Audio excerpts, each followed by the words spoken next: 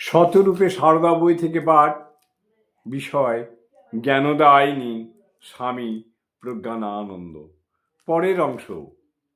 শ্রীমা দীক্ষা দিতেন দীক্ষার্থীদের ব্যক্তিগত সংস্কার এবং পারিবারিক উপাসনার ধারা অনুযায়ী। জনৈক ভক্ত শ্রীমার কাছে দীক্ষা প্রার্থী হলে শ্রীমা তাঁর বংশের মন্ত্র জানতে চাইলেন। ভক্তটি তা বলতে না পারলে শ্রীমা একটু চিন্তা করে নিজেই তার বংশের মন্ত্র বলে দিলেন ও সেই মন্ত্রেই তাকে দীক্ষা দিলেন। আর একজন ভক্ত শক্তি মন্ত্রের প্রার্থী হলে শ্রীমা তাকে বলেন, তোমার ভিতর তো আমি রামকে দেখছি, তোমাদের বংশের সকলে কি রাম মন্ত্রের উপাসক?